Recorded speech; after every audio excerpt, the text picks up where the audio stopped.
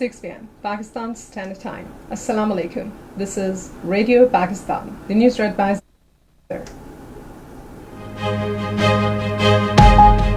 First, the headlines. Prime Minister has vowed to utilize all available resources to alleviate financial difficulties of common man.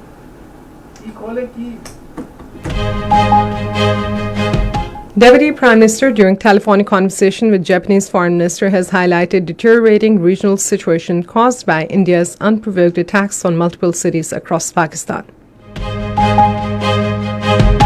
Information Minister says Pakistan has delivered strong response to Indian aggression by downing 5 Indian aircraft and 77 drones. Pakistan says India's reckless conduct has brought the two nuclear-armed states closer to a major conflict.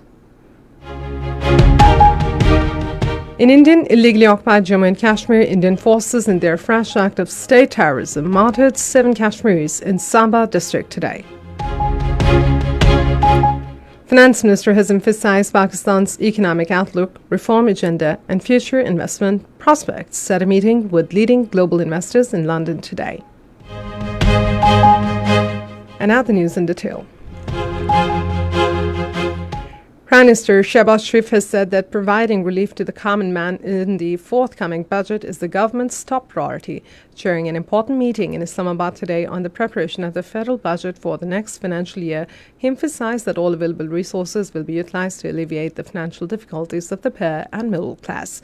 The Prime Minister further directed that federal budget should focus on explosive and sustainable growth.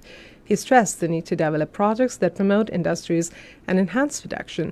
Shehbaz Sharif highlighted that providing professional training to youth to align them with modern requirements remains a key priority for the government.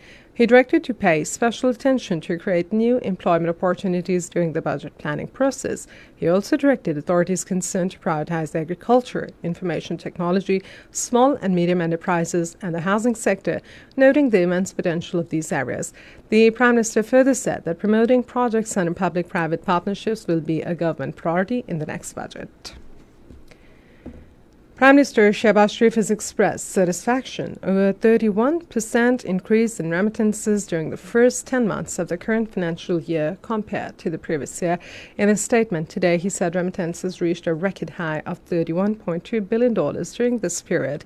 The Prime Minister said this significant increase reflects the patriotism of overseas Pakistanis and their confidence in the country's economic policies. Deputy Prime Minister and Foreign Minister Senator Mohammad Ishaq Dar received a call from the Foreign Minister of Japan, Aviya Takeshi. The Deputy Prime Minister briefed him on the regional situation due to India's illegal and unprovoked attacks on multiple cities across Pakistan that resulted in the martyrdom of innocent civilians, including women, children, and the elderly. Ishaq Dar said the government of Pakistan remains firmly committed to defending the country's sovereignty and territorial integrity. Interior Minister Mohsin Naqvi met with the United States Charge d'Affaires Natalie Baker in Islamabad today to discuss the escalating tensions between Pakistan and India. During the meeting, the minister apprised the acting United States envoy of the current situation, expressing serious concern over India's repeated violation of international laws through drone strikes targeting civilian areas. He said Pakistan has taken swift and effective action in response, successfully shooting down dozens of hostile drones. Mohsin Naqvi had held India solely responsible for the deteriorating security situation in the region, saying that New Delhi's actions has pushed the entire South Asian region to the brink of war. Minister for Information and Broadcasting Atal Attar says Pakistan has delivered a strong response to Indian aggression by successfully downing 5 Indian craft and 77 drones, demonstrating clear superiority in conventional warfare. In a statement today, he emphasized that Pakistan is a peaceful country. However, it has legal, moral, and sovereign right to defend itself against any aggression. He reaffirmed that Pakistan has exercised this right responsibly and will continue to do so. The minister said India has engaged in military provocations and launched an intense domestic propaganda campaign to mislead its own people. He said Indian media is systematically fabricating a false narrative through fake news, old images, and doctored videos. He said Pakistan has thoroughly exposed India's false propaganda, further deepening India's embarrassment. Ataullah reiterated that the world has witnessed India's failed attempt to conceal its setbacks through misinformation, resulting in even greater humiliation for it. National Assembly was informed today that Pakistan desires peace but will defend its territorial integrity and sovereignty at all costs. Taking the floor, Minister for Railways Hanif Abbasi said India is the biggest terrorist in the world. He said Pakistan has presented dossiers regarding Indian involvement in acts of terrorism inside Pakistan. In his remarks, Sanjay Parvani said India is habitual of making baseless allegations against Pakistan, and the same occurred following the Pahalgam incident. Sadiq Maiman paid tributes to armed forces for giving a befitting response to the Indian aggression. This is Radio Pakistan. Pakistan says India's reckless conduct has brought the two nuclear-armed states closer to a major conflict. At his weekly media briefing in Islamabad today, Foreign Office spokesperson Shafkat Ali Khan said India has been violating Pakistan's sovereignty since the 7th of this month, and condemnably, the Indian strikes against Pakistan have endangered the regional peace and stability. The spokesperson said Pakistan unequivocally condemns these illegal acts. The Indian actions are a flagrant violation of United Nations Charter, international law, and established norms governing the interstate relations. Shafkat Ali Khan said India's jingoism and war hysteria should be a source of serious concern for the world. He said as South Asia is home to over 1/5 of the world population, it can ill further irresponsible actions like the ones being carried out by India. The spokesperson said in the wake of Pahalgam attack, the Indian leadership has once again used the bogey of terrorism to advance its sham narrative of victimhood, jeopardizing regional peace. The spokesperson once again said rejected any attempt to link the Pahalgam attack with Pakistan. In Indian illegally occupied Jammu and Kashmir, Indian forces in their fresh act of state terrorism martyred 7 Kashmiris in Samba district today. According to Kashmir Media Service, the youth were martyred during an operation near R.S. Pura area of the district.